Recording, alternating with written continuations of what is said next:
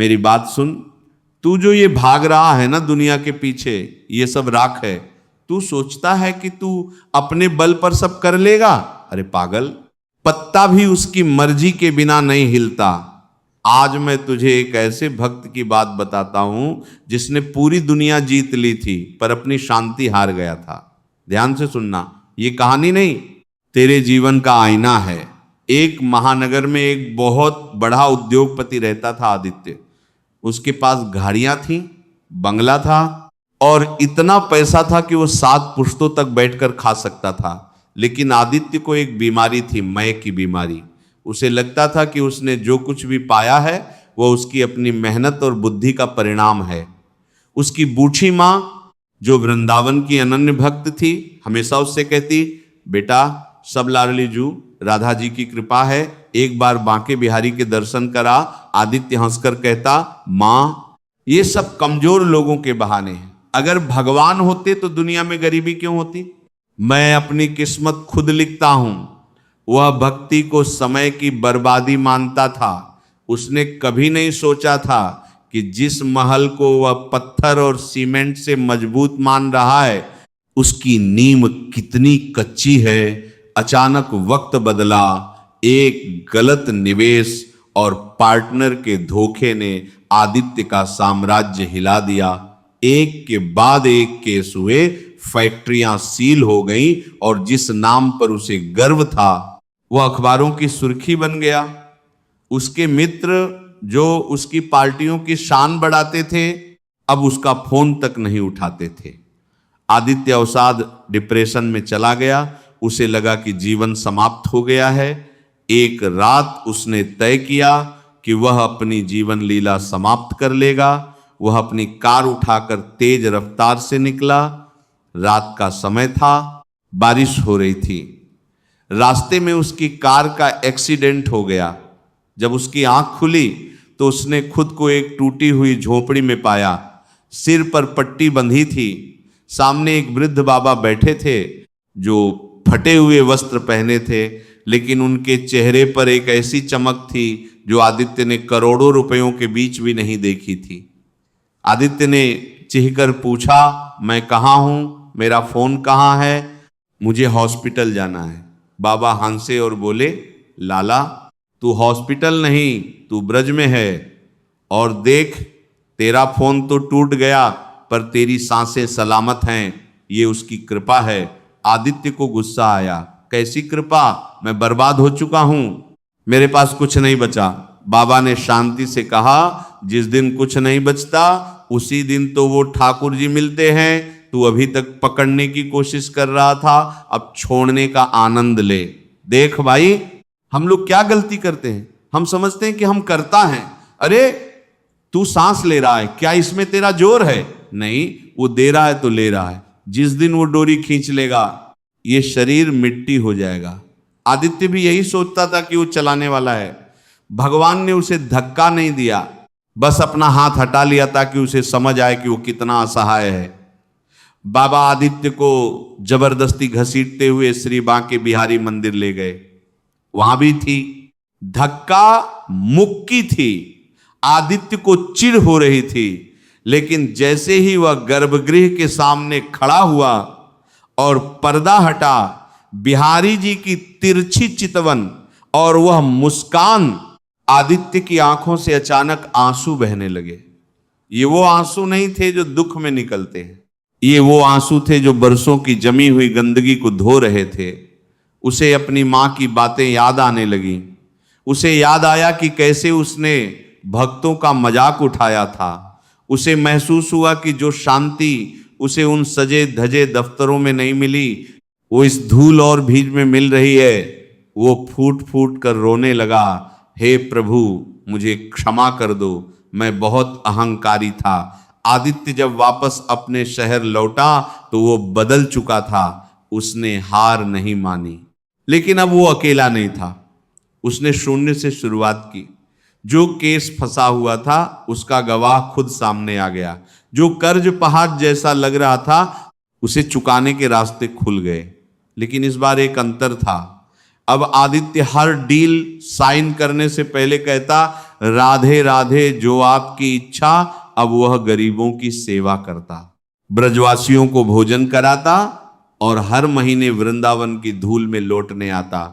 आदित्य जब अपने ऑफिस की 50वीं मंजिल पर बैठता था तो उसे नीचे चलते लोग कीचों की तरह दिखते थे। उसे लगता था कि वो अपनी बुद्धि, लॉजिक से संसार को नचा रहा है। वो कहता था ईश्वर क्या है, केवल कमजोरों की कल्पना। यहीं से उसके पतन की पटकथा लिखी जाने लगी। महाराज जी कहते हैं कि भगवान तब तक इंतजार करते हैं जब तक इंसान अपने अहंकार के चरम पर न पहुंच जाए, क्योंकि जब चोट ऊंचाई से लगती है तभी व्यक्ति को जमीन की कीमत समझ आती है। आदित्य के जीवन में जब संकट आया तो वह एक साथ नहीं आया। पहले उसके छोटे छोटे निर्णय गलत होने लगे। महाराज जी के शब्दों में, विनाश काले विपरीत बुद्धि। जिस चार्टर्ड अकाउंटेंट पर वह भरोसा करता था उसने धोखाधड़ी की। जिस बैंक से करोड़ों का लोन सहज मिलता था उसने हाथ खींच लिए। आदित्य ने रातों की नींद गंवा दी। वह नींद की गोलियां खाने लगा। यहां महाराज जी एक बहुत बड़ी बात कहते हैं, तूने नोट तो कमा लिए पर चैन नहीं कमा पाया। तूने महल तो खड़ा कर लिया पर उसमें रहने वाला मन बेचैन छोड़ दिया। वह अपनी मां पर चिल्लाता था जब वह उसे राधा नाम जपने को कहती थी। वह कहता, मां इन माला फेरने वालों से कहो मेरा नुकसान भर दें।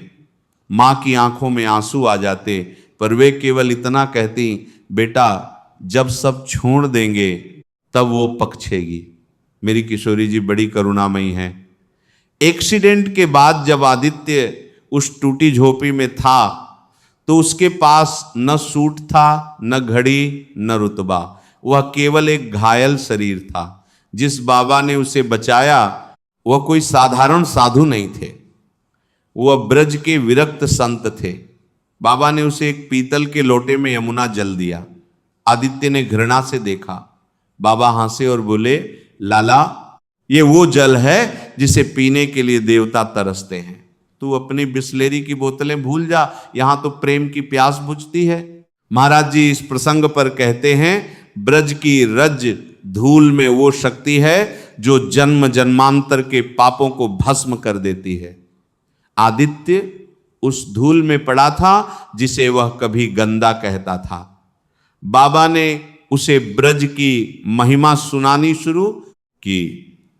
आदित्य ने बाबा से पूछा, मेरे साथ ही ऐसा क्यों हुआ, मैंने क्या बुरा किया था? बाबा ने जो उत्तर दिया वह महाराज जी के प्रवचनों का सार है। बेटा, ठाकुर जी जिसे अपनाना चाहते हैं उसका सब कुछ छीन लेते हैं ताकि उसके पास ठाकुर जी के अलावा कोई और सहारा ना बचे। तू सोच रहा है तेरा नुकसान हुआ है, मैं देख रहा हूं कि तेरा कल्याण शुरू हो गया है।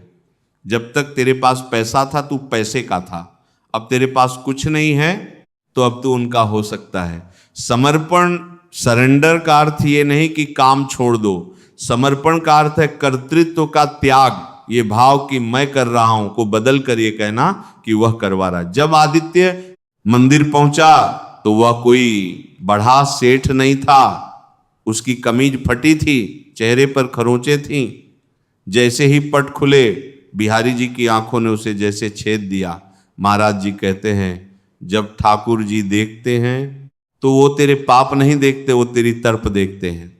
आदित्य को महसूस हुआ कि बिहारी जी उसे डांट नहीं रहे बल्कि बाहें फैलाकर बुला रहे हैं। उसे अपनी मां की याद आई, उसे अपनी पत्नी की याद आई जिसे उसने कभी समय नहीं दिया। उसे अपनी उस क्रूरता की याद आई जो उसने अपने कर्मचारियों के साथ की थी। वह मंदिर के फर्श पर सर पटक कर रोने लगा। वहां बैठा एक कुंजवासी बोला, अरे लाला इतना क्यों रोता है, तू घर आ गया है, अब यहां से कोई खाली हाथ नहीं जाता। इस कहानी का सबसे महत्वपूर्ण मोड़ तब आता है जब आदित्य बाबा से पूछता है कि अब वह क्या करे। बाबा उसे केवल एक मंत्र देते हैं, राधा राधा राधा। महाराज जी कहते हैं, जीव को राधा नाम का चस्का लगा लो, फिर दुनिया की कोई भी परिस्थिति तुम्हें हिला नहीं पाएगी। आदित्य ने जप शुरू किया। शुरू में मन भटका, उसे अपने बिजनेस की चिंता हुई, लेकिन धीरे धीरे राधा नाम उसके भीतर उतरने लगा।